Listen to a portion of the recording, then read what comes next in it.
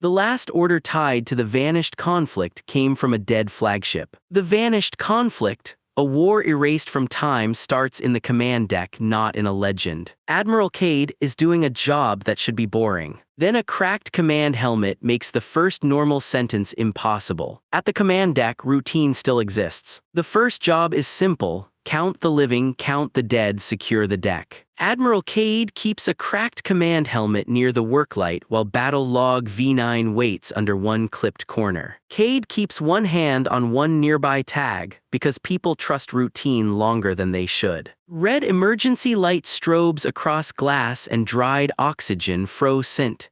The Admiral wants the victory report delayed until the bodies are named. The survivor demands a victory speech because command is listening to the order feed. For a few seconds, the practical answer still has a chance. Someone checks the latch, the clock, or the order board, and that ordinary check comes back wrong. The argument becomes physical. Cade sets the helmet on the cracked command table. The survivor salutes with the wrong hand because the right one will not stop shaking. The first useful change is not a theory. The helmet speaker clicks after every dead name. The bridge survivor closes one record and keeps one hand over the page. Writing it down would make it harder to undo. The commander makes the kind of choice people defend later. Cade marks the dead carrier active to keep the retreat lane open. The bridge survivor pays first. The enemy surrenders to ships with no living crew. The survivor holds one hand against the table. The result is already in the room. The bridge witness tries to make the moment sound procedural. It does not work. A cracked helmet does not move.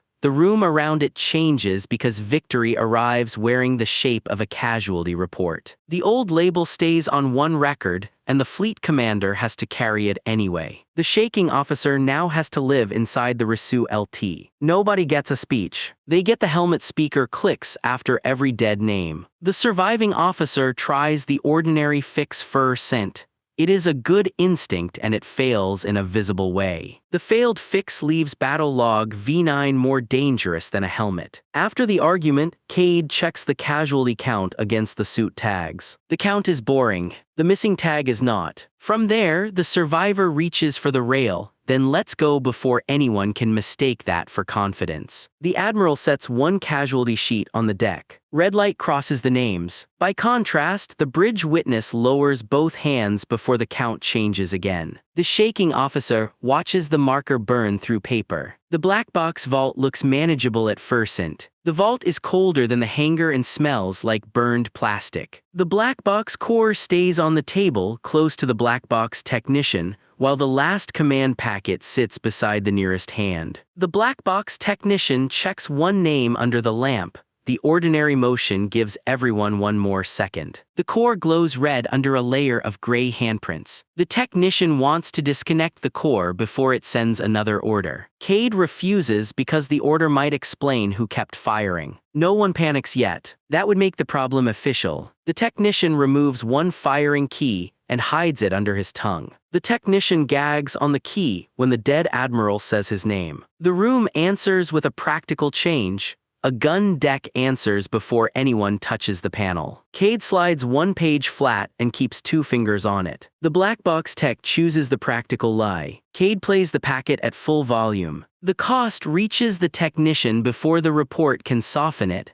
The black box core keeps firing orders into wreckage. Under pressure, the technician grips one rail. The result is already where everyone can see it. Cade reaches for the safest label. The black box keeps its place, but the old explanation fails. The chain of command survived death by becoming a machine habit. The old word stays on the page, and the core technician has to walk it forward. The box tech tries to undo the harm by returning to ordinary procedure. The procedure refuses to help. The last command packet records the cost anyway. The sealed core keeps firing orders into wreckage. Past midnight, the technician has a reason to hide the next detail. That is the human part. The choice is not madness, it is pressure. Then a gun deck answers before anyone touches the panel, and the pressure becomes public. Across the margin, the technician asks for a medic and nobody moves quickly enough. That pause matters more than another explanation. Nearer the source, the black box tech carries the field kit over by hand and sets it beside the blood-dark boot print. The core technician pulls one key from a glove seam. Blood touches the metal. Cade steps closer then stops. The panel unlocks before anyone speaks. The first minute inside the evacuation lock is almost dull. The lock should cycle in 90 seconds. The convoy pilot leaves a crushed distress buoy where everyone can see it,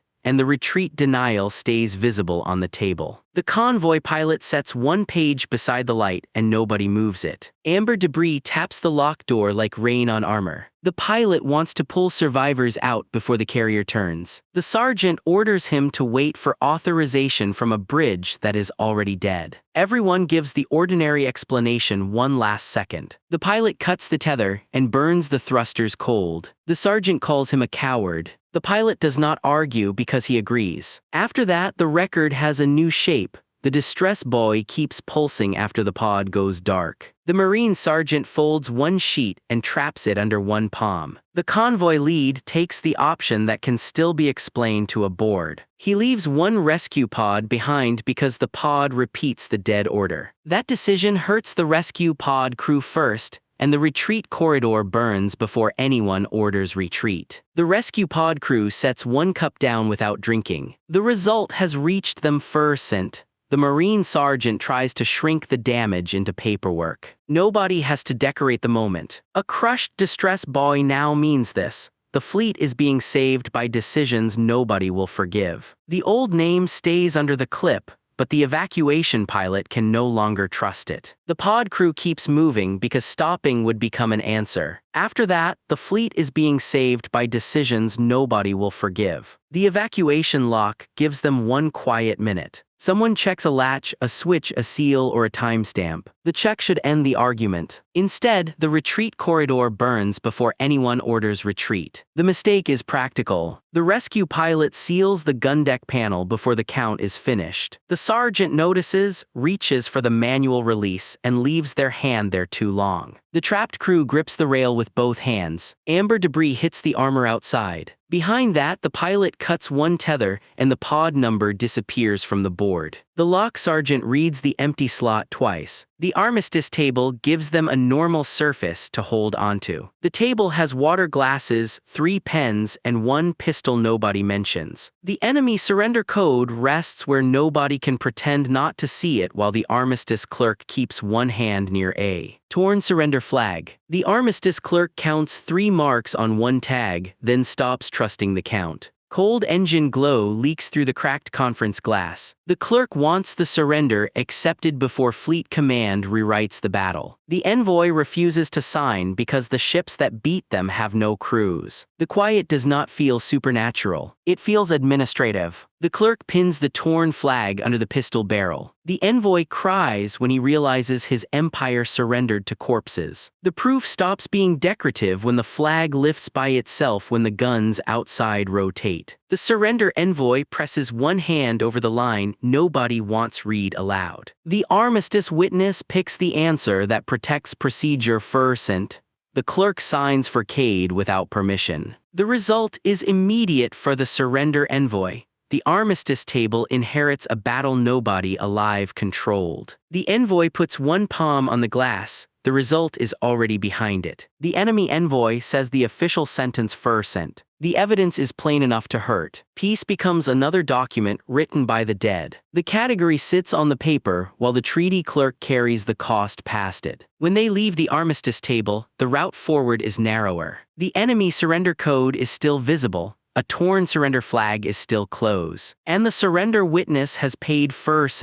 The delegate understands the cost before the senior people do. Nobody calls it revelation. They are too busy deciding who has to touch a torn flag next. Nobody has a speech ready. Quietly, the envoy wipes frost from one sleeve and keeps looking at the deck. The ceasefire clerk lowers their voice because quiet is easier to survive than certainty. The clerk pushes one glass of water across the table. The enemy envoy does not drink. The pistol slides when the carrier shudders. The surrender witness signs with a hand that will not stay still. Nothing in the weapons chapel announces itself as history. The chapel is only a nickname, but everyone lowers their voice there. A sealed weapon key remains the only thing nobody wants to move while the forbidden payload manifest lies flat in the working light. The weapons officer steadies one hand on the desk. Routine holds for another breath. White warning paint flakes from the payload cradle. The weapons officer wants to prove the forbidden weapon fired after the bridge died. Fleet Command orders her to bury the manifest and call the blast heroic. The sensible answer is still alive barely. She breaks the key in a vise and keeps both halves. She apologizes to the dead before she sends it to the living. What matters is the change left behind.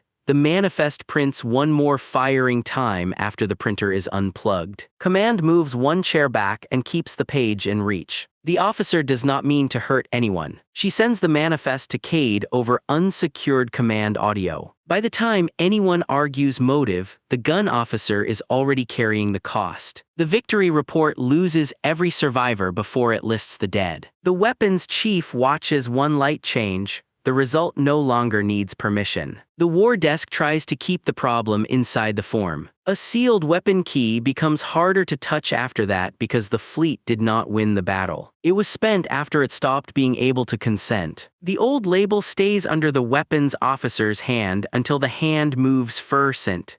The detail is small enough to miss until someone tries to leave. Then the manifest prints one more firing time after the printer is unplugged. The forbidden payload manifest changes the room's behavior, not just the theory. The payload officer moves from the doorway to the table, and the command board moves back. That small movement tells the truth before anyone says it. For a while the work becomes ugly and small. Someone labels a body tag. Someone checks a pressure gauge. The officer presses a thumb against cracked command glass until the skin goes pale. The gun officer carries the broken key to the payload cradle. White paint flakes under her sleeve. The sealed command deck orders silence. The weapons chief drops the manifest on the deck instead. The final convoy lane starts with work, not revelation. The convoy lane is empty enough to look peaceful. The commander works around a burned targeting slate because the final silence report remains close enough to read. The fleet commander keeps one thumb on the form until the paper bends. Cold engine light fades across a lane full of unspent missiles. Cade wants to end the war by refusing the next order. Command threatens to brand him traitor if he does not advance. Nobody wants to be first to name the wrongness. Cade puts the slate on the floor and steps on it until the glass gives. No one cheers. One gunner says thank you and then starts crying. The event becomes usable evidence when the command log seals itself and marks the next battle already low-sent.